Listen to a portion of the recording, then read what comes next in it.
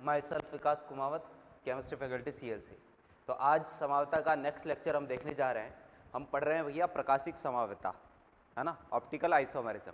तो optical isomerism क्या होती है ये हमने लास्ट क्लास में देख लिया है कि भाई कोई भी यौगिक जिनके अणुसूत्र और संरचना सूत्र कैसे हो, समान हो, लेकिन दोनों यौगिक समतल ध्रुवित प्रकाश के प्रति अलग अलग अनुक्रिया देते हो, ठीक है ना।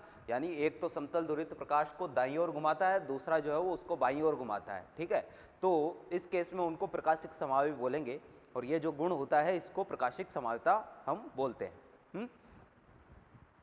फिर इसके बाद में जो दाईं ओर घुमाता है उसको D या प्लस से प्रदर्शित करते हैं, जो बाईं ओर घुमाता है उसको L या माइनस से प्रदर्शित करते हैं। हम किसी भी कंपाउंड को केवल देखकर केवल इतना बता सकते हैं कि वो प्रकाशिक सक्रिय होगा या नहीं होगा, यानी देखकर केवल इतना बताया जा सकता है कि वो प्रकाशिक सक्रिय है या नहीं है, यानी वो प्रकाशिक समावयवता प्रदर्शित कर सकता है या नहीं कर सकता है। जबकि हम किसी भी कंपाउंड को देखकर ये नहीं बता सकते कि उसका रोटेशन कैसा, उसका घूर्णन कैसा है, कि दक्षिणावर्त घूर्णन है या वामावर्त घूर्णन है, यानी समतल ध्रुवित प्रकाश को वो क्लॉकवाइज घुमाएगा या एंटी क्लॉकवाइज घुमाएगा, ये चीज़ हम नहीं बता सकते। क्लियर है बात। तो यहाँ पर मैंने आपको ये चेक करना बताया था कि कौन सा यौगिक प्रकाशिक समावयवता प्रदर्शित करता है और कौन सा यौगिक प्रकाशिक समावयवता प्रदर्शित नहीं करता है। तो ये मैंने आपको लास्ट क्लास में देखना बता दिया था, ठीक है। अब यहाँ पर ये था, पॉइंट ये था कि भाई जो यौगिक असम्मित होते हैं, जो यौगिक असम्मित होते हैं, असम्मित होने का मतलब जिनमें POS और COS अनुपस्थित होता है ना, तो वो यौगिक जो है वो तो प्रकाशिक समावयवता प्रदर्शित करेंगे। ये कंडीशन है कि भाई प्रकाशिक समावयवता प्रदर्शित करने के लिए यौगिक का असम्मित होना जरूरी है, ठीक है ना। अगर यौगिक असम्मित है यानी उसमें POS COS अनुपस्थित है तब तो वो प्रकाशिक समावयवता प्रदर्शित करेगा, और अगर वो सम्मित है तब वो प्रकाशिक समावयवता प्रदर्शित नहीं करेगा। सम्मित यौगिक कभी भी OI शो नहीं करते हैं, यानी अगर उसमें POS या COS या दोनों में से कोई एक या दोनों भी उपस्थित है ना, तो इस केस में वो प्रकाशिक समावयवता प्रदर्शित नहीं करता है। क्लियर है बात। फिर एक स्टेटमेंट मैंने लास्ट में आपको बताया था कि भाई ऐसे यौगिक जिनमें कम से कम एक किरेल कार्बन या केवल एक किरेल कार्बन उपस्थित होता है वो हमेशा असम्मित होते हैं, और असम्मित यौगिक हमेशा प्रकाशिक समावयवता प्रदर्शित करते हैं, ठीक है। तो एक किरेल कार्बन वाले हमेशा ऑप्टिकली एक्टिव होंगे, ठीक है। एक से ज्यादा किरेल कार्बन वाले अगर आ जाएगी, जैसे दो या दो से ज्यादा किरेल कार्बन वाले अगर आ जाए तो इस केस में वो कभी भी प्रकाशिक समावयवता प्रदर्शित नहीं करते, मतलब वो प्रकाशिक समावयवता प्रदर्शित कर भी सकते हैं और नहीं भी कर सकते हैं, है ना। एक से ज्यादा किरेल कार्बन वाले आ जाए प्रकाशिक समावयवता कर भी सकते हैं प्रदर्शित और नहीं भी प्रदर्शित कर सकते हैं, वो डिपेंड करता है उनमें POS COS है या नहीं है ना। फिर इसके बाद में भाई बिना किरेल कार्बन वाले यौगिक जो है वो भी प्रकाशिक सक्रिय हो सकते हैं। आज हम यही पढ़ने वाले हैं, बिना किरेल कार्बन वाले यौगिक, ठीक है ना, जो प्रकाशिक सक्रिय हो सकते हैं। तो ध्यान से देखना कि इन कंपाउंड में कोई किरेल कार्बन नहीं होगा, बिना किरेल कार्बन वाले यौगिक, ठीक है। तो ये बिना किरेल कार्बन वाले यौगिक जो है ये प्रकाशिक सक्रिय हो भी सकते हैं और प्रकाशिक अक्रिय भी हो सकते हैं, यानी इनमें कोई किरेल कार्बन नहीं होगा। मैं आपको ये समझाना चाहता हूँ यहाँ से कि भाई प्रकाशिक सक्रिय होने के लिए यौगिक में किरेल कार्बन का होना जरूरी नहीं है। ये जरूरी नहीं है कि यौगिक में किरेल कार्बन हो ही, नहीं भी होगा तो वो प्रकाशिक सक्रिय हो सकता है। यहाँ दो केस है, पहले पढ़ चुके अपन। एक तो भाई अपने पास केस है स्पाइरेंस का, है ना, ये हमने पहले पढ़े हुए हैं GI में, ठीक है। एक तो है स्पाइरेन,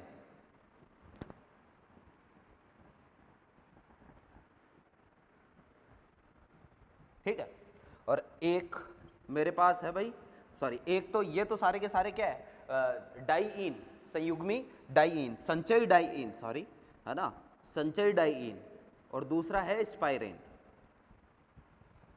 संचयी डाइईन का मतलब है जिनमें डबल बॉन्ड लगातार आते हो, और ये वाले जो है वो अपने पास है भैया स्पाइरेन।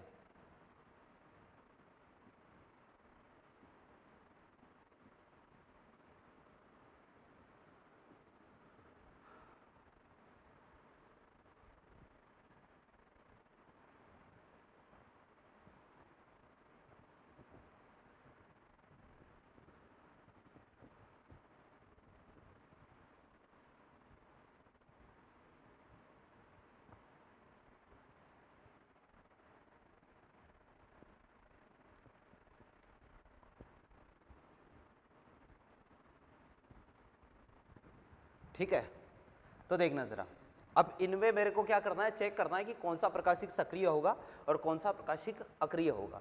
तो चेक करने के लिए यहाँ पर देखो जरा, पहले जीआई चेक करते हैं। तो जीआई में मैंने आपको ये बताया था कि भाई अगर डबल बॉन्ड की संख्या या फिर जो रिंग है, रिंग की संख्या सम हो, सम संख्या में आए, तब तो जीआई प्रदर्शित करेंगे नहीं, ठीक है। और अगर विषम संख्या में आए तो जीआई प्रदर्शित करेंगे। जैसे इसमें 2 डबल बॉन्ड है, ये वाला जीआई प्रदर्शित नहीं करेगा, ठीक है। और इसमें 3 डबल बॉन्ड है तो ये वाला जीआई प्रदर्शित करेगा। इसमें 1 2 3 4 डबल बॉन्ड है तो ये वाला जीआई प्रदर्शित नहीं करेगा।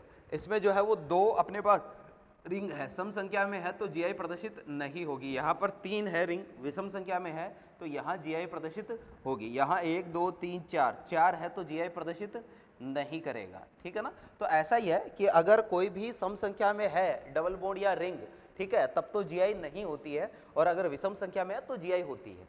और रीजन क्या बताया था यहाँ पर मैंने आपको, रीजन ये बताया था क्योंकि यहाँ पर जो समूह है ना, ये जो 4 समूह जुड़े हैं ना अपने पास, अब अगर सम आता है ना तो समूह एक ही तल में नहीं होते हैं। तो जीआई के लिए ये कंडीशन थी कि प्रतिबंधित घूर्णन तंत्र पर जुड़े हुए चारों समूह कैसे होने चाहिए, एक ही तल में होनी चाहिए। यहाँ पर ये चारों समूह जो है वो अलग अलग तलों में है, और अलग अलग तलों में होने के कारण ये वाला जीआई प्रदर्शित नहीं करेगा। अब बात करेंगे ओआई की। तो ध्यान से देखना, मैंने आपको क्या बताया था उस टाइम पर कि डबल बॉन्ड, लगातार डबल बॉन्ड आते हैं तो एक डबल बॉन्ड दूसरे के क्या होता है, लंबवत होते हैं। यानी 2 डबल बॉन्ड है, दोनों एक दूसरे के कैसे होंगे, ऐसे लंबवत होंगे। मॉडल से भी मैंने आपको एक्सप्लेन की थी ये बात। तो दोनों डबल बॉन्ड एक दूसरे के लंबवत होंगे। ध्यान से, एक डबल बॉन्ड ऐसे है ना, ये ए जुड़ा है, ये बी जुड़ा है। दूसरा डबल बॉन्ड ऐसे होगा, ये ए ये बी। अब ध्यान से देखना जरा, इसमें पीओएस आएगा या नहीं आएगा, चेक करना है ना अपन को। तो इसमें भाई पीओएस है या नहीं है, आपको ध्यान से चेक करना है। मैं इसकी बात कर रहा हूँ, ठीक है ना। ये जीआई प्रदर्शित नहीं करेगा, ठीक है ना, सम संख्या में है। तो इसमें पीओएस है या नहीं है ये चेक करना है। पहले तो सीओएस, भाई सेंटर है ना, ये सेंटर, ये है सेंटर। तो सेंटर से मैं सबसे पहले इधर की तरफ आया, तो इधर की तरफ क्या मिला, ए मिला, ये ए, ठीक है।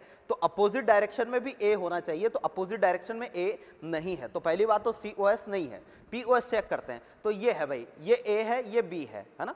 कोई भी ऐसा तल बताओ जिसके सापेक्ष काटू 2 बराबर भाग बने और दोनों एक दूसरे के मिरर इमेज हो। बराबर तो हो सकते हैं, बन जाए, लेकिन मिरर इमेज होनी चाहिए। तो भाई इसमें ऐसा कोई भी प्लेन नहीं है कि दोनों एक दूसरे के क्या हो, मिरर इमेज। कोई प्लेन ऐसा नहीं है। आप इस प्लेन में काटोगे तो इधर जो है वो ए रह जाएगा और इधर कौन चला जाएगा, बी रह जाएगा। तो इसमें ना तो पीओएस मिलेगा ना इसमें सीओएस मिलेगा। यानी ये जीआई तो शो नहीं करता है, ये ओआई शो करता है। क्लियर है बात। अब मैं यहां से एक कंसेप्ट बना रहा हूं। कंसेप्ट ये है कि यदि संचयी पॉलीइन, ठीक है, संचयी पॉलीइन्स में द्विबंधों की संख्या, ठीक है, द्विबंधों की संख्या सम है, ठीक है, तो ओआई प्रदर्शित होगी, तो ओआई प्रदर्शित होगी, ठीक है। तथा विषम होने पर,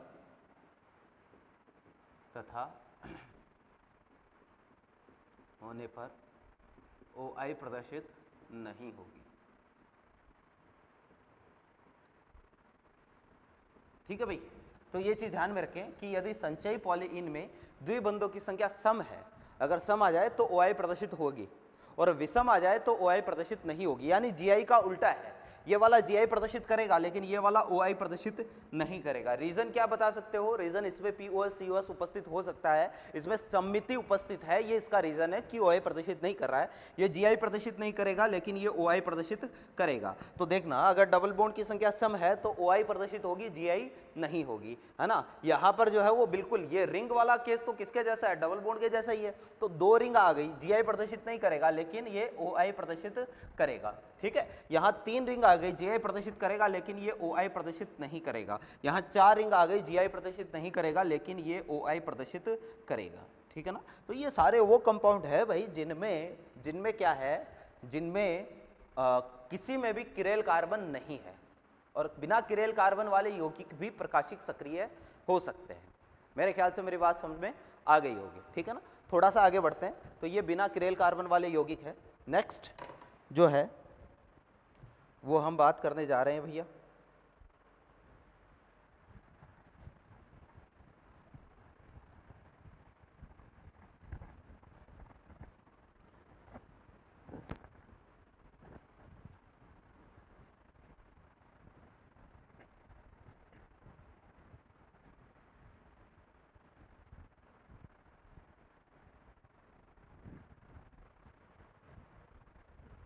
देखिए नेक्स्ट है भाई tetra ortho compound. Next is tetra ortho compound. ये क्या होता है ध्यान से समझना भाई। कई बार इस तरह के कंपाउंड आपको देगा। ये जो कंपाउंड है इसका नाम है भाई बाईफेनिल, ठीक है। अब मैंने आपको बताया था कि अगर एक समूह जुड़ा हो तो इसके जस्ट बाजू वाली ये वाली ऑर्थो, ये वाली ऑर्थो, और इसमें ये वाली ऑर्थो होगी, ये वाली ऑर्थो, ये दोनों पैरा, ये दोनों पैरा, ये सॉरी ये दोनों मेटा, ये दोनों मेटा और ये पैरा, ठीक है ना। अब टेट्रा का मतलब क्या होता है? चार। ऑर्थो यानी चार आपको क्या जोड़ने हैं भाई? ऑर्थो जोड़ने हैं। क्लियर है? ध्यान से देखना, जैसे मैंने यहां पर जोड़ दिया भाई ए, ठीक है, यहां जोड़ दिया ए, यहाँ ए और यहाँ ए, ठीक है, या कुछ भी जोड़ दो, बी बी जोड़ दो, ये लो भाई बी और ये भी बी। आपको ये पूछ लिया कि भाई ये वाला ऑप्टिकली एक्टिव है या इनएक्टिव है, ये प्रकाशिक सक्रिय है या अक्रिय है, ठीक है। बीच में जो है वो कैसा बॉन्ड है? सिंगल बॉन्ड है। और हमें पता है कि कार्बन और कार्बन के बीच में सिंगल बॉन्ड में मुक्त घूर्णन हो सकता है, यानी ये वाला बॉन्ड जो है वो आपस में घूम सकता है, ठीक है ना। तो अब इसमें क्या होगा, क्योंकि चार समूह जुड़े हैं, टोटल जो है जितनी भी ऑर्थो पोजीशन है इसमें टोटल 4 ऑर्थो पोजीशन थी, और 4 ऑर्थो पोजीशन पर कितने समूह जुड़े? 4 समूह जुड़े हैं। तो भाई ये वाला जो कंपाउंड है इसको हम बोलते हैं टेट्रा ऑर्थो कंपाउंड, ठीक है। अब इसमें पूछ ले कि भाई क्या है ये, प्रकाशिक सक्रिय है या अक्रिय? कंडीशन ऐसी है, मान लो ये एक रिंग है, ये ए मान लो अंगूठा मेरा और छोटी उंगली बी, है ना। फिर ये है, ये ए और ये बी, ठीक है, ये दो रिंग है और ये कंडीशन ऐसी है। तो अब होगा क्या, यहाँ बी और बी और ए इनके बीच में रिपल्शन होगा, और जब रिपल्शन होगा तो ये वाली रिंग जो है वो थोड़ी सी क्या हो जाएगी, ऐसे घूम जाएगी। जो रिपल्शन होगा, ए कौन सा रिपल्शन लगता है? जो सेम ग्रुप होते हैं या जो बल्कि ग्रुप होते हैं इनके बीच में वाटरवॉल स्ट्रेन लगता है, तो रिपल्शन होगा, और रिपल्शन से रिंग जो है वो क्या हो जाएगी, घूम जाएगी, ऐसे घूम कर आउट ऑफ प्लेन चली जाएगी, है ना। पहले अगर आप इसको इसी कंडीशन में रखोगे तब तो इसमें इस वाले प्लेन में इसको काटूंगा, आधा ए नीचे आधा बी नीचे और बाकी आधा ऊपर, तब तो पीओएस आ जाएगा। लेकिन भाई इसको जैसे ही ये इसमें रिपल्शन की वजह से ये क्या होगा, रोटेट होगा, और रोटेट होते ही ये ऐसे हो जाएगा, और ऐसे होते ही अब इसमें जो है वो पीओएस नहीं होगा। कैसे करोगे भाई, कैसे काटो इसको? ना तो पीओएस आएगा ना सीओएस आएगा। तो इसमें क्या है कि भाई प्रतिकर्षण लग रहा है इनके बीच में, यहां पर क्या है, प्रतिकर्षण है, और यहां पर भी क्या है, प्रतिकर्षण है, और प्रतिकर्षण के कारण जो है ये क्या हो रहा है भाई, ये रोटेट हो रहा है, ठीक है, इसमें मुक्त घूर्णन हो रहा है, मुक्त घूर्णन, और प्रतिकर्षण के कारण ये जो है वो मुक्त घूर्णन हो रहा है, और मुक्त घूर्णन के कारण ये घूमकर आउट ऑफ प्लेन जा रहा है। घूमने की वजह से क्या हुआ, अब इसमें ना तो पीओएस आएगा ना इसमें सीओएस आएगा, ठीक है, और दोनों ही अगर नहीं आए तो मॉलिक्यूल कैसा माना जाता है, मॉलिक्यूल असममित माना जाता है, और असममित मॉलिक्यूल जो है वो OI प्रदर्शित करता है, यानी प्रकाशिक समावता प्रदर्शित करता है। तो ये वाला मॉलिक्यूल OI प्रदर्शित करेगा, प्रकाशिक समावता प्रदर्शित करेगा। क्लियर है? इस तरीके के कंपाउंड भी आपको पूछे जा सकते हैं, आपको दे सकता है कि निम्न में से कौन सा OI प्रदर्शित करेगा, कौन सा OI प्रदर्शित नहीं करेगा। मेरी बात समझ में आ गई होगी, ठीक है ना। तो ये है tetra ortho compound. Clear? Next जो पॉइंट है वो ये है कि भाई अब हमें ये तो था कि कौन सा कंपाउंड OI प्रदर्शित करता है और कौन सा कंपाउंड OI प्रदर्शित नहीं करता है, चेक करना आना चाहिए, क्योंकि क्वेश्चन डायरेक्टली ऐसा ही पूछता है कि निम्न में से कौन सा यौगिक प्रकाशिक समावता दर्शाएगा, निम्न में से कौन सा यौगिक प्रकाशिक समावता नहीं दर्शाएगा, क्वेश्चन ऐसा ही आता है। तो अब जो नेक्स्ट पॉइंट है वो भाई कुछ डेफिनेशंस है अपने पास, हम उनकी बात करेंगे, ठीक है ना। अब प्रकाशिक समावता से रिलेटेड अब आपको ये तो पता चली गया कि कौन सा प्रकाशिक समावता दर्शाएगा, कौन सा नहीं दर्शाएगा। तो नेक्स्ट पॉइंट है भाई कुछ परिभाषाएं हैं अपने पास प्रकाशिक समावता से संबंधित, है ना, कुछ परिभाषाएं।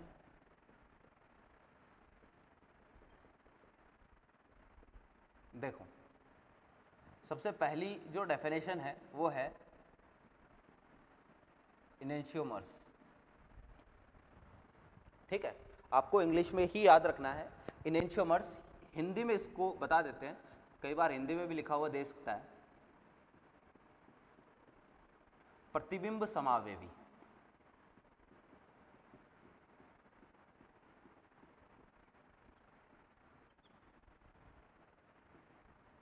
क्या बोलते हैं भाई? इनेंशियोमर्स को प्रतिबिंब समावेवी बोलते हैं। इनेंशियोमर्स बोल दो या प्रतिबिंब समावेवी बोल दो, ठीक है ना।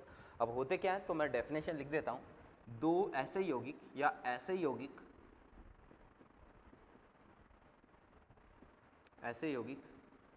जिनका अणुसूत्र एवं संरचना सूत्र समान हो। देखो, हम प्रकाशिक समावता पढ़ रहे हैं और डेफिनेशन भी प्रकाशिक समावता का ही एक पार्ट है, तो इनमें अणुसूत्र और संरचना सूत्र सारे डेफिनेशन में सेम होगा, ठीक है ना। तो दर्पण प्रतिबिंब या प्रतिबिंब समावेवी क्या होते हैं? तो ऐसे यौगिक जिनका अणुसूत्र एवं संरचना सूत्र समान हो, किंतु समान हो तथा दोनों यौगिक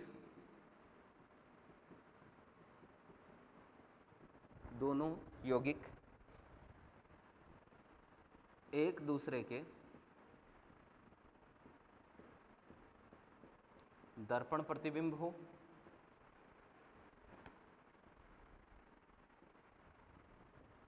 किंतु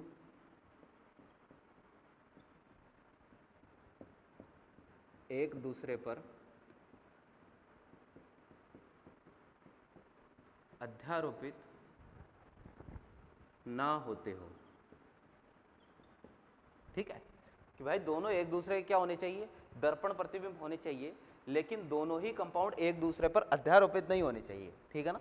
तो भाई इस केस में इनको हम क्या बोलेंगे? इनेंशियोमर्स बोलेंगे, ठीक है ना। अब एग्जाम्पल से ही समझने की कोशिश करेंगे, ध्यान से देखना जरा।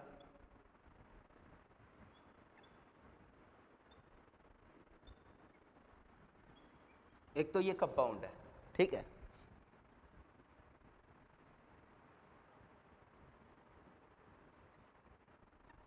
एक ये कंपाउंड है, दो कंपाउंड है, एक ये है एक ये है, ठीक है। आपको क्वेश्चन ऐसे ही देगा कि दोनों लिख के दे दिया और बोलेगा दोनों में रिलेशन बताओ, ठीक है ना, क्या रिलेशन है ना। तो पहला तो अपना है इनेंशियोमर्स, दूसरी डेफिनेशन अभी हम पढ़ेंगे डाइस्टीरियोमर्स, तीसरी पढ़ेंगे मीजो कंपाउंड, चौथी पढ़ेंगे रैसमिक मिश्रण, ऐसे 3-4 डेफिनेशन है। तो इनमें पूछेगा कि भाई क्या रिलेशन हो सकता है, आइडेंटिकल है, क्या है ये, है ना। तो अब इनमें पहले डिफरेंस क्या है वो समझ लेते हैं। इनमें CH3 CH3 C2H5 C2H5 HOH, ठीक है, और OH H, यानी किसका डिफरेंस है? OH का। इसमें OH इस तरफ है, ठीक है, इस तरफ है, राइट हैंड साइड की तरफ है, और इसमें OH लेफ्ट हैंड साइड की तरफ है, बस इतना ही डिफरेंस है। तो अब यूं सोचो कि अगर मैं यहां पर एक मिरर लगा दूं, एक दर्पण लगा दूं, ये अपना दर्पण, ठीक है, तो यहां एक दर्पण लगा दूं, तो क्या ये वाला दर्पण में ऐसा ही दिखेगा? बिल्कुल ऐसा ही दिखेगा भाई, है ना, कि यहां एक दर्पण लगाऊंगा तो ये वाला दर्पण में ऐसा ही CH3 CH3 C2H5 C2H5 OH है तो OH इधर ही दिखेगा, H इधर ही दिखेगा, ठीक है। तो ये तो पहली कंडीशन कि दोनों एक दूसरे के मिरर इमेज है, दोनों एक दूसरे के मिरर इमेज है, ठीक है। फिर दूसरी कंडीशन मैंने ये लिखा है कि एक दूसरे के दर्पण प्रतिबिंब हो, किंतु एक दूसरे पर अध्यारोपित ना हो। अध्यारोपित का मतलब क्या है कि भाई इस वाले को ऐसा का ऐसा उठाओ, ठीक है। अब उठाने के लिए आपको दिमाग से उठाना है ना, ऐसा नहीं कि भाई कैसे उठाए सर, उठ नहीं रहा है, इसको उठाओ, मतलब ऐसे के ऐसा एज्यूम करो, इसको उठाने की सोचो, इसको ऐसा का ऐसा उठाओ और इस पर रखने की कोशिश करो। तो जैसे ही मैं इसको उठाऊंगा तो CH3 CH3 पर रखा जाएगा, बिल्कुल। C2H5 को C2H5 पर रख सकते हैं, बिल्कुल रख सकते हैं। जैसे ही उठाऊंगा तो OH और H ये दोनों एक दूसरे पर नहीं रखे जा सकते, यानी ये दोनों दर्पण प्रतिबिंब है और अध्यारोपित भी नहीं हो रहे हैं। तो ये दोनों एक दूसरे के क्या लगते हैं? ये दोनों एक दूसरे के इनेंशियोमर्स लगते हैं। ये दोनों एक दूसरे क्या है भैया? इनेंशियोमर्स है। दर्पण प्रतिबिंब है, अध्यारोपित नहीं होते हैं, तो इनेंशियोमर्स होते हैं। ये दोनों क्या है? इनेंशियोमर्स है। क्लियर है बात? ऐसे चेक करना है। अब आप कहोगे कि सर दर्पण प्रतिबिंब, ये दोनों एक दूसरे के दर्पण प्रतिबिंब है, और अध्यारोपित नहीं होते हैं। अब आप कहोगे कि सर दर्पण प्रतिबिंब कभी अध्यारोपित होते हैं क्या? बिल्कुल हो सकते हैं दर्पण प्रतिबिंब अध्यारोपित। देखना जरा कि भाई ये है, ठीक है, ए। अब मैं बात करूं कि ये दर्पण में कैसा दिखेगा, ये दर्पण में ऐसा ही दिखेगा, ठीक है, दर्पण में ये ऐसा ही दिखेगा। अब ऐसा नहीं कि सर ये मोटा बना दिया है, ये पतला है, वो आप समझ जाओ, है ना। तो ये दर्पण में ऐसा ही दिखेगा बिल्कुल। इसको उठा के इस पर रखो, ठीक है, तो ये अध्यारोपित हो रहा है। ये दोनों इनेंशियोमर्स नहीं है, ये इनेंशियोमर्स नहीं है, इनको हम दर्पण प्रतिबिंब नहीं बोल सकते। इनको जो है वो अपन प्रतिबिंब समावयवी नहीं बोल सकते। प्रतिबिंब समावयवी कंडीशन है एक दूसरे पर अध्यारोपित नहीं होना चाहिए, ठीक है ना। जैसे अपने दोनों हाथ, ठीक है, ये हाथ है, जैसे इसको मिटा देता हूं,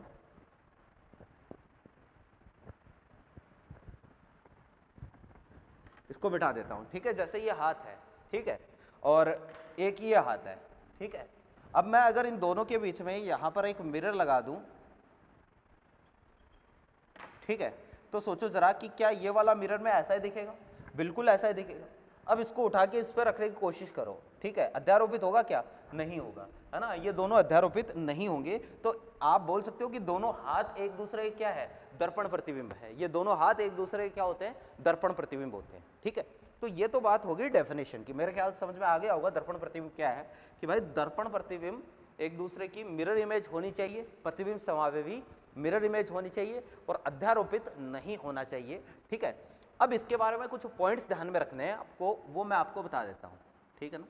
तो पॉइंट्स ये है कि भाई दर्पण प्रतिबिंब या मिरर इमेज जो भी प्रतिबिंब समावयवी है ना, इनेंशियोमर्स प्रकाशिक सक्रिय होते हैं, प्रकाशिक सक्रिय होते हैं।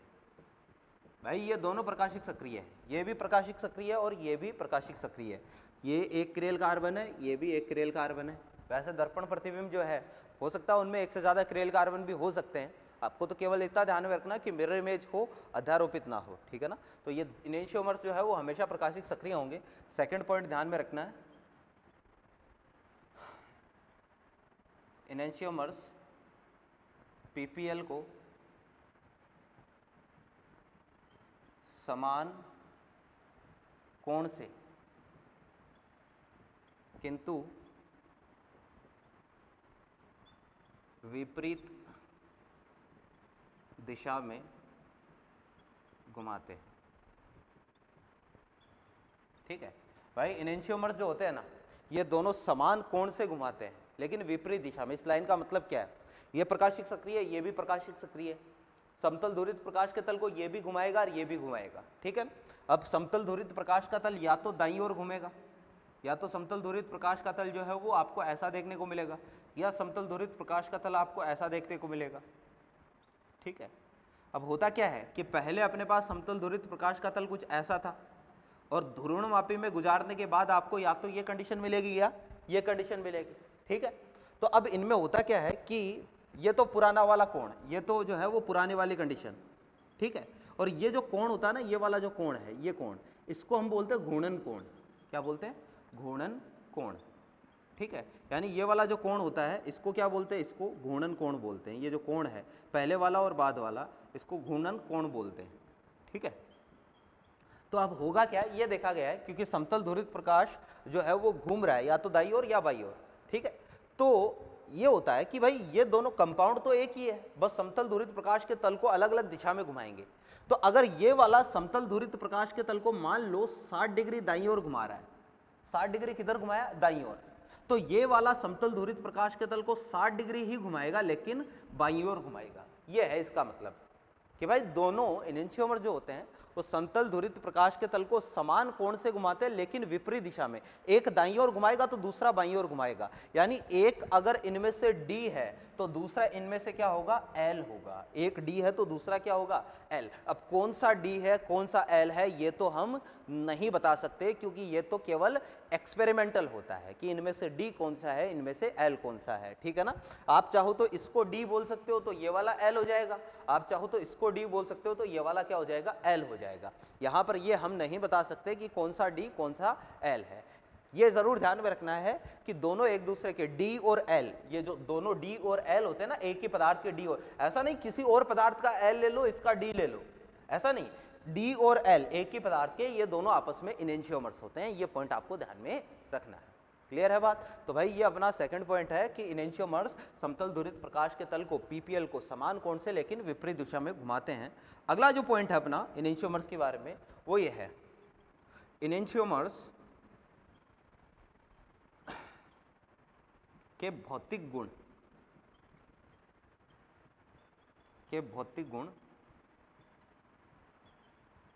समान होते हैं। ठीक है, अतः इनको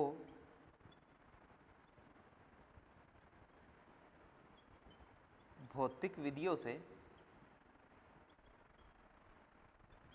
अलग नहीं किया जा सकता।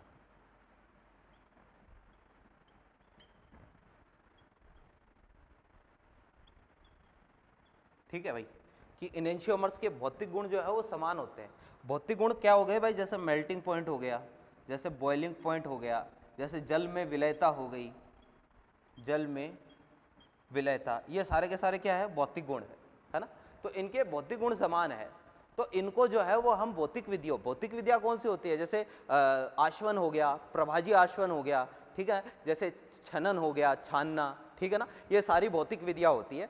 तो इनको हम, अगर आपके पास D और L का मिश्रण है तो इनको भौतिक विधियों से अलग नहीं किया जा सकता। मैं ये स्टेटमेंट आपको सारे इसलिए बता रहा हूँ क्योंकि ये डायरेक्टली स्टेटमेंट वाला क्वेश्चन यहाँ से पूछ सकता है। एक तो क्वेश्चन बनता है, आपको दो कंपाउंड लिख के देगा और बोलेगा इनमें रिलेशन क्या है, और एक क्वेश्चन यहाँ से बन सकता है, कौन सा? ये स्टेटमेंट वाला क्वेश्चन बन सकता है। तो दो तरीके के क्वेश्चन यहाँ से बन सकते हैं। क्लियर है बात? तो भाई ये है इनेंशियोमर्स। ठीक है, मेरे ख्याल से बात समझ में आ गई होगी। अब इस पर और ज़्यादा एग्जाम्पल अपन करेंगे। फिर इसके बाद सेकंड जो डेफिनेशन है अपने पास इनेंशियोमर्स के बाद में, वो है भैया डायस्टीरियोमर्स। अब ये क्या होते हैं?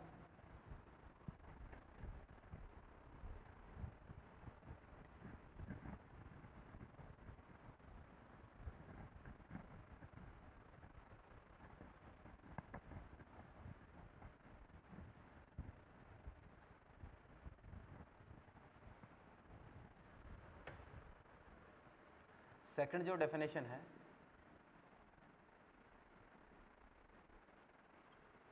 डायस्टीरियोमर्स, इसको हिंदी में बोलते हैं भाई विपरीम समावयवी। क्या बोलेंगे? विपरीम समावयवी, ठीक है ना, डायस्टीरियोमर्स। भाई ये क्या होते हैं? तो ध्यान से देखना जरा, विपरीम समावयवी किनको बोलते हैं? तो डायस्टीरियोमर्स या विपरीम समावयवी, पहले डेफिनेशन लिख देता हूं। ऐसे यौगिक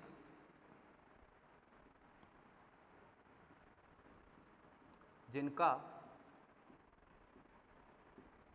अणुसूत्र एवं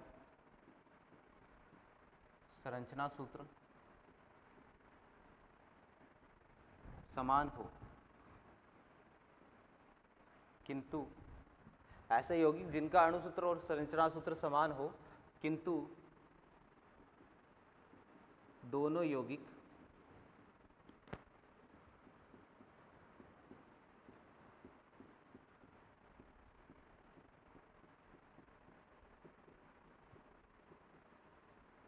एक दूसरे के दर्पण प्रतिबिंब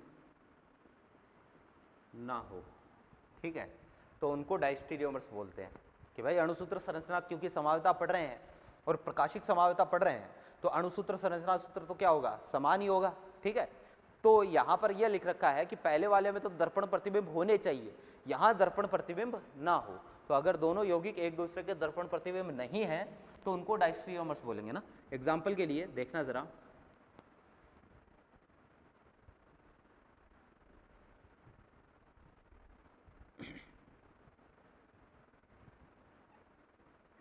एक तो ये कंपाउंड है,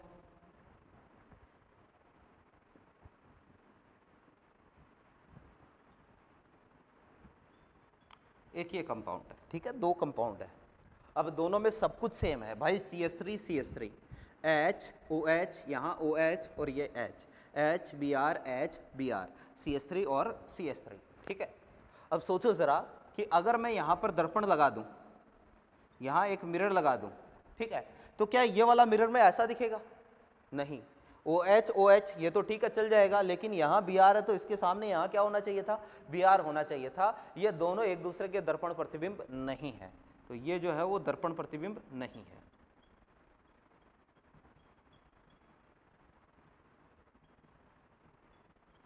ठीक है, तो अगर ये दोनों दर्पण प्रतिबिंब नहीं है, ठीक है ना, दर्पण प्रतिबिंब तो है नहीं, तो इनको ही अपन क्या बोलते हैं? सब कुछ समान है, इनको ही क्या बोलते हैं? डायस्टीरियोमर्स बोलते हैं, डायस्टीरियोमर्स बोलते हैं। ठीक है, तो इनको ही हम क्या बोलेंगे भाई? डायस्टीरियोमर्स बोलेंगे, विवरिम समावयवी बोलेंगे। तो दर्पण प्रतिबिंब हो और अध्यारोपित ना होते हो, ठीक है, तब तो उनको क्या बोलते हैं? तब तो उनको हम बोलते हैं इनेंशियोमर्स, प्रतिबिंब समावयवी। और अगर दर्पण प्रतिबिंब ही ना हो, है ना, अध्यारोपण, अध्यारोपण की बात नहीं करेंगे, यहाँ पर दोनों मिरर इमेज ही नहीं है, तो कैसे अध्यारोपित होगा? इसको उठा के यहाँ पर रखने की कोशिश करेंगे, नहीं रखा जाएगा, तो भाई इस केस में इनको क्या बोलेंगे हम? विवरिम समावयवी बोल सकते हैं। तो ये दोनों एक दूसरे के डायस्टीरियोमर्स है। अब इसके बारे में भी एक दो पॉइंट आपको ध्यान में रखने हैं। पहला पॉइंट ये है कि विवरिम समावयवियों, विवरिम समावयवियों के भौतिक गुण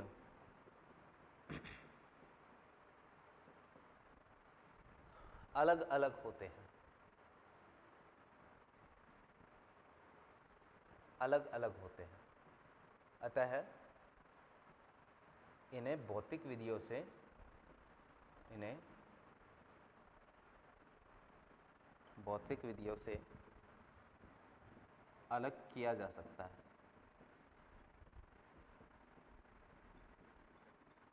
ठीक है भाई, ये इनेंशियोमर्स का उल्टा है कि भाई वहां पर तो भौतिक गुण कैसे थे? समान थे।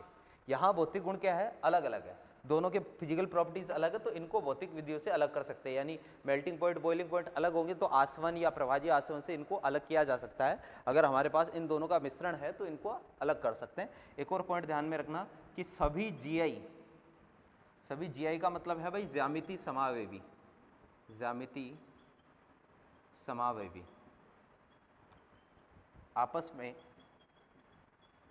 आपस में डायस्टीरियोमर्स भी होते हैं। भाई सभी जीआई, जीआई का मतलब है सिस और ट्रांस, सिस और ट्रांस हो गया, ठीक है, या सिन और एंटी हो गया, ठीक है, या फिर जो है वो एक कौन सा था? ई और जेड हो गया। तो ये सारे जो है वो आपस में ज्यामिति समावित तो होते ही हैं, साथ में डायस्टीरियोमर्स भी होते हैं। मैं एग्जांपल से एक्सप्लेन करता हूं भाई, देखना जरा। एक तो मेरे पास ये वाला है CH3H और H, ठीक है, एक मेरे पास ये वाला है,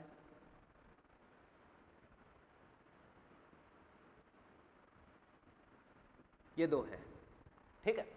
अब इसको और इसको देखना जरा ध्यान से कि भाई ये वाला जो है क्या इसका मिरर इमेज है? क्या ये दोनों अगर मैं बीच में मिरर लगा दूं, दर्पण प्रतिबिंब दर्पण लगा दूं, तो क्या ये वाला दर्पण में ऐसा दिखेगा? CH3 ठीक है, CH3H ये भी ठीक है, इधर CH3 है तो यहाँ पर भी CH3 होना चाहिए था, तो यहाँ CH3 नहीं है ना भाई, ये दोनों दर्पण प्रतिबिंब नहीं है। तो मैंने डेफिनेशन क्या लिख रखी है कि भाई यदि यौगिकों का अणुसूत्र संरचना सूत्र समान हो किंतु दोनों यौगिक एक दूसरे के दर्पण प्रतिबिंब ना हो, है ना, तो दर्पण प्रतिबिंब जो है वो ये नहीं है, जबकि इनका अणुसूत्र संरचना सूत्र सब समान है, तो ये भी क्या है भाई? डायस्टीरियोमर्स है। अगर आपको ऑप्शन में आ जाए ना, जैसे ये वाला सिस हो गया और ये कैसा हो गया? ट्रांस, अगर ऑप्शन में आ जाए, मान लो ये दोनों बना के दे दे और आपको पूछे इनमें क्या संबंध है, पहला ऑप्शन दे दिया जीआई, दूसरा ऑप्शन दे दिया डायस्टीरियोमर्स, तीसरा ऑप्शन दे दिया पहला और दूसरा दोनों, तो भाई दोनों रिलेशन है, इनमें डायस्टीरियोमर्स भी होते हैं और इनमें जो है वो आपको जीआई भी ये हो सकते हैं, है ना। एक ही ऑप्शन वाला नहीं आएगा, एक ही ऑप्शन वाला जो है वो नहीं आएगा कि भाई या तो अगर एक ऑप्शन वाला आएगा तो या तो केवल उसमें जीआई होगा या केवल उसमें डायस्टीरियोमर्स होगा, ऐसा कोई नहीं आएगा कि सिंगल सिलेक्ट हो और दोनों में से कोई एक आपको चूज करना है, ठीक है ना। तो ध्यान ये रखना कि भाई ये डायस्टीरियोमर्स भी होते हैं, जीआई भी होते हैं, क्लियर है बात। फिर भाई नेक्स्ट अपन पॉइंट की बात करते हैं। तो ये मेरे ख्याल से डायस्टीरियोमर की डेफिनेशन आपने नोट कर ली होगी। तीसरा जो पॉइंट है अपना, तीसरी जो डेफिनेशन आती है उसकी तरफ चलते हैं। तो देखें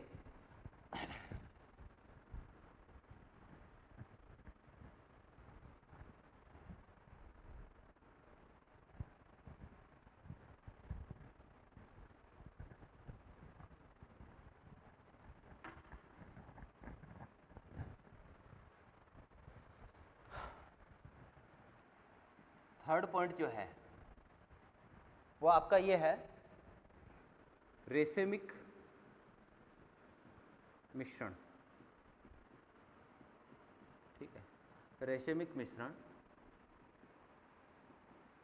रेसेमिक मिक्सचर इसको बोलते हैं। ठीक है ना। तो देखो ये क्या होता है, तो इसको ध्यान से समझने की कोशिश करना कि भाई पहले डेफिनेशन लिख देता हूं, डी तथा एल रूप का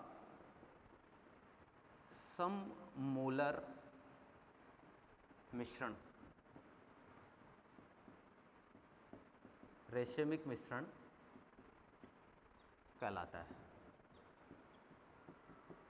ठीक है भाई, इसको समझने की कोशिश करना। डी और एल रूप तो हम जानते हैं, सममूलर का मतलब है समान मात्रा, समान मात्रा यानी मोलों की संख्या समान हो, एक तरीके से समान, क्योंकि मोल आप नहीं पढ़े हो अभी, मोलों की संख्या के बारे में आपको नॉलेज नहीं होगा, तो इसलिए मैं इसको लिख देता हूँ समान मात्रा में। कहने का मतलब है किसी एक कंपाउंड, कोई एक कंपाउंड, किसी एक कंपाउंड का डी और उसी कंपाउंड का एल, 50% डी लेना है, 50% आपको एल लेना है। ये जो मिश्रण बनेगा इसी को क्या बोलेंगे, रेसेमिक मिश्रण बोलेंगे, है ना। जैसे अभी हमने एक कंपाउंड देखा था ना, CH3OH H, ये C2H5, फिर एक इसका मिरर इमेज, तो इसका मिरर इमेज कौन सा है, ये वाला इसका मिरर इमेज OH H और CH3 और ये C2H5, ये D ये L। ठीक है, दोनों एक दूसरे के दर्पण प्रतिबिंब होते हैं, यानी आपको क्या करना है, 50% तो D लेना है, 50% L लेना है, इसी का, दूसरे पदार्थ का नहीं, इसी का 50% L, तो 50% D 50% L, तो इसको क्या बोलेंगे, रेसेमिक मिश्रण बोलेंगे। क्लियर है बात। अब देखना जरा, आपको पूछ लूँ कि रेसेमिक मिश्रण प्रकाशिक सक्रिय होगा या अक्रिय होगा। ठीक है, यानी ये पूरा मिश्रण प्रकाशिक समानता प्रदर्शित करेगा या नहीं करेगा, समतल धुरित प्रकाश के तल को घुमाएगा या नहीं घुमाएगा। तो इसका जवाब देखना कि मैंने कहा था कि ये वाला मान लो समतल धुरित प्रकाश के तल को 60 डिग्री दाईं ओर घुमाता है, ये वाला 60 डिग्री बाईं ओर घुमाता है। ठीक है ना। तो मान लो समतल धुरित, पहला जो डी था, ये कंडीशन ऐसी है, इसने समतल धुरित प्रकाश के तल को जो है वो 60 डिग्री घुमा दिया, किधर, दाईं ओर। क्लियर है बात। अब आपने क्या कर दिया, इसमें एल मिला दिया, तो एल इसको क्या कर देगा, वापस से बाईं ओर घुमा देगा, जो 60 डिग्री इधर घुमाया ना, इसको वापस से किधर ले आएगा, इधर ले आएगा, बाईं ओर ले आएगा। ठीक है, तो वापस से नेट एंगल कितना मिलेगा आपको, 0 मिलेगा। तो ये रेसेमिक मिश्रण जो है वो कैसा होता है भाई, प्रकाशिक अक्रिय होता है, प्रकाशिक अक्रिय। अब एक तो होता है बाह्य प्रतिकार, एक होता है आंतरिक प्रतिकार। बाह्य प्रतिकार का मतलब क्या होता है, ध्यान से समझना कि भाई डी अकेला है, डी अकेला है तब तो ये प्रकाशिक सक्रिय है, एल अकेला है तब भी ये प्रकाशिक सक्रिय है, लेकिन डी में आपने एल मिला दिया ना, बाहर से आपने एल मिलाया है, डी में बाहर से, मैंने अपने आप नहीं, अब बाहर से आपने एल मिलाया है, या एल में बाहर से आपने डी मिला दिया, इसको बोलते हैं बाह्य प्रतिकार। तो क्योंकि प्रकाशिक अक्रिय है, ठीक है ना, और बाहर से अपन डी में एल मिला रहे हैं, तो इसको क्या बोलेंगे भाई, बाह्य प्रतिकार। तो आप बोलोगे कि भाई रेसेमिक मिश्रण प्रकाशिक अक्रिय होता है, कारण इसका बाह्य प्रतिकार के कारण। ठीक है ना, तो बाहर से अपन डी में एल या एल में डी मिला देते हैं, तो बाह्य प्रतिकार के कारण रेसेमिक मिश्रण जो है वो कैसा होता है भाई, प्रकाशिक अक्रिय होता है। क्लियर है बात। तो ये है अपने पास अगले डेफिनेशन, क्या है, रेसेमिक मिश्रण। ठीक है, नेक्स्ट और लास्ट जो डेफिनेशन है ना अपने पास, वो है मीजो कंपाउंड।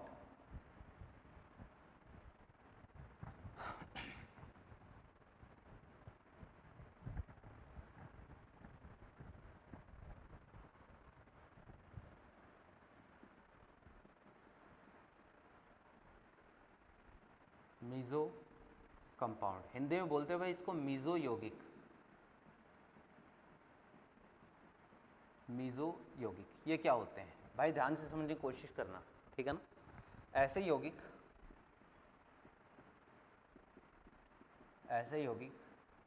जिनमें दो या दो से अधिक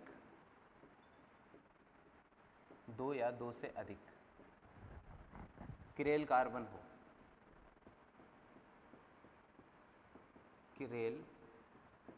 हो, तथा POS या COS भी उपस्थित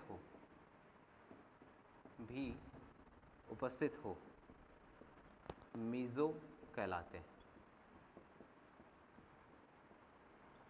ठीक है भाई, देखो कि मैंने ये लिखा है ऐसे यौगिक जिनमें 2 या 2 से ज़्यादा किरेल कार्बन हो तथा POS या COS भी उपस्थित हो, है ना, तो उनको मीजो बोलेंगे। एग्जाम्पल,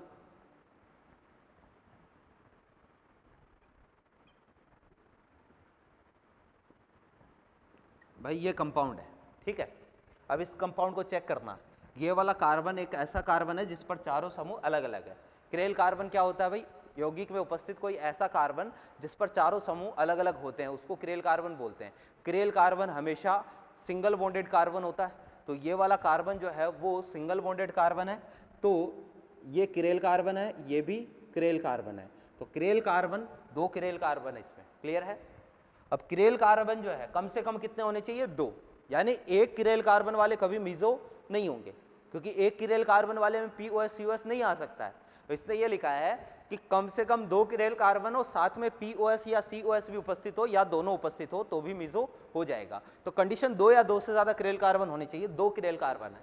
फिर अगर मैं इसको इस तल में काटता हूं तो भाई देखना जरा, दोनों बराबर भाग है, दोनों एक दूसरे के दर्पण प्रतिबिंबी है, यानी ये वाला POS इसको मैं बोल सकता हूं तो इसमें POS भी है ना, दोनों में से कोई एक होगा तो भी चल जाएगा। तो ये वाला कंपाउंड कैसा है?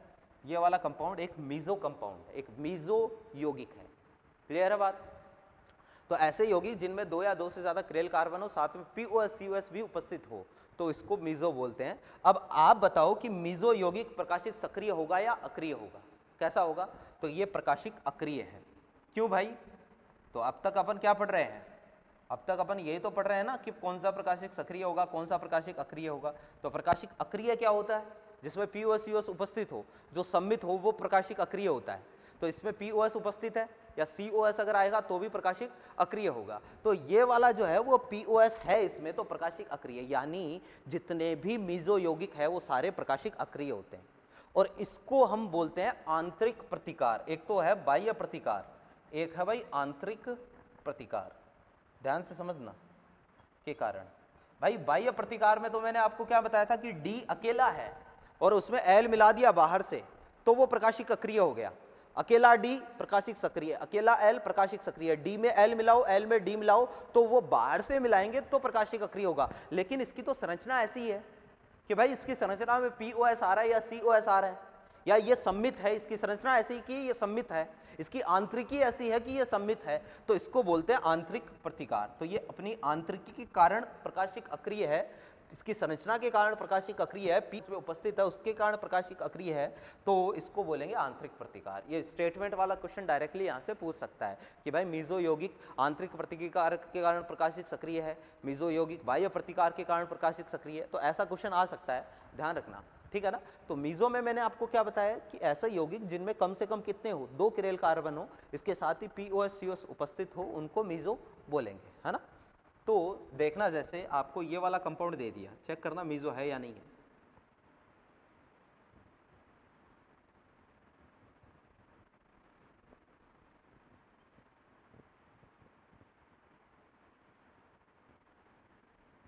ठीक है, अब ये वाला मीजो है या नहीं है।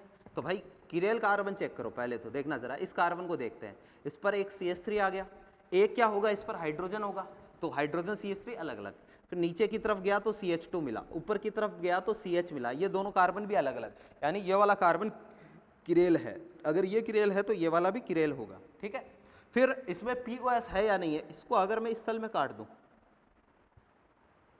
इसको अगर मैं इस तल में काट दूं, तो ध्यान से देखना जरा, इस तल में काटने पर 2 बराबर भाग बनेंगे और दोनों भाग एक दूसरे के मिरर इमेज भी होंगे। तो इसमें जो है वो ये वाला POS भी आ रहा है, इसमें 2 किरेल कार्बन भी है, तो ये वाला कंपाउंड कैसा है? मीजो कंपाउंड है। क्वेश्चन आपको ऐसा भी दे सकता है, भाई निम्न में से कितने यौगिक मीजो कंपाउंड है, या निम्न में से कौन सा यौगिक मीजो है, या निम्न में से कौन सा यौगिक मीजो नहीं है। क्लियर है बात? तो भाई ये है अपनी 4 डेफिनेशन।